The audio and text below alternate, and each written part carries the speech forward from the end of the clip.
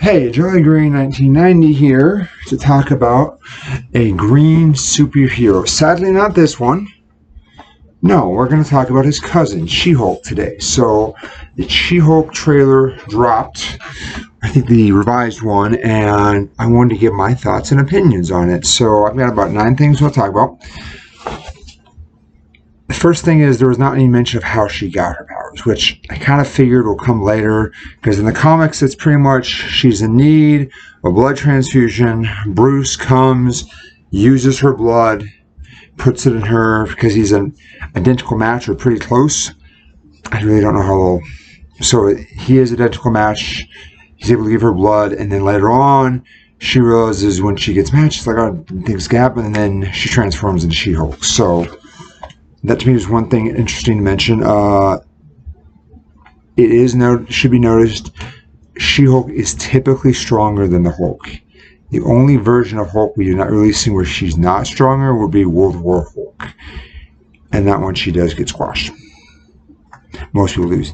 3, I like how Bruce essentially, smart Hulk, since she said, who's your friend? It's spandex, because in the comics a lot of times there are times where Bruce would transform and he would essentially be butt naked. Same thing sometimes happened a little to She-Hulk. They didn't always do as much with the gag as they did with Bruce, but that was a big thing. Surprisingly, his purple pants, which weren't always spandex, didn't always seem to rip. So to me it was interesting that he mentioned spandex, which I thought was like spot on to the comics. And so it was nice to see when she was in the courthouse and the one shows up, she's like, oh man, I like the suit, and then she transforms and it's not completely ruined, but her shoes are. I like that they have the division to prosecute superpowered people as well as to protect them, because that is a division essentially that is created in the comics to essentially defend but also go after mutants as well as all the powered super people that show up.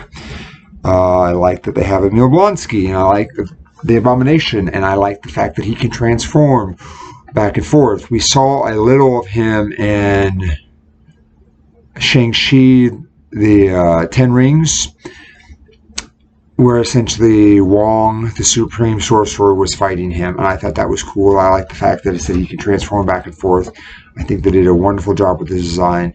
I like the fact that they kept the actor from the Ed Norton Hulk, and so to me you can see he's changed a little, but to me that's still cool to see that they kept all that and they brought him back for this, and that essentially She-Hulk will be defending him. I'm excited about that.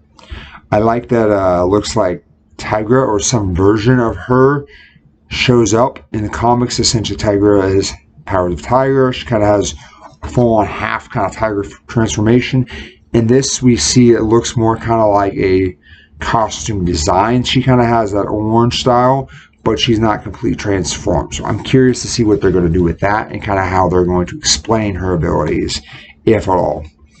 I like the fact that Wong, who is the new Sorcerer Supreme since Dr. Strange already knows we're off the planet, and so then because of that, because the 5-year gap, or blip as you could say, essentially became the new Sorcerer Supreme. I like that he essentially shows up and talks to her obviously about something that probably happened, and so we don't see all that, but we at least gotta get clips of a little conversation, which I think is cool.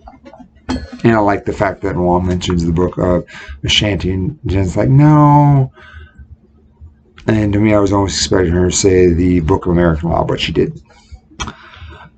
I like that mercenaries are essentially, or gangsters, it looks more like mercenaries because they look a little more high-tech, show up at some point outside a bar somewhere to actually try to beat her up, and she takes them on, obviously, and we don't see them in the fight, but I'm assuming she kicks their butt. And the last thing I want to talk about is what looks like Daredevil is teased at the end. We will not know until the show actually drops in all the episodes. I'm assuming it's probably not going to be like the first or second.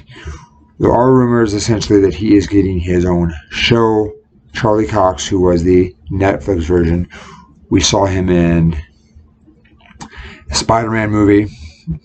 And we also saw the Netflix version of Kingpin in the Hawkeye series. So we know that those essentially are definitely coming. It's just a matter of when. And so this to me is going to be an interesting way of kind of leading that. We also know that Charlie Cox's Daredevil will be in the Echo series, as well as the Kingpin that was from the Netflix series. So this is my quick, short little review and opinion on the She-Hulk trailer that dropped. I will definitely be talking about some of the other movies trailers that dropped. And so this is Jolly, 1990, and Hulk, signing off. Bye, YouTube.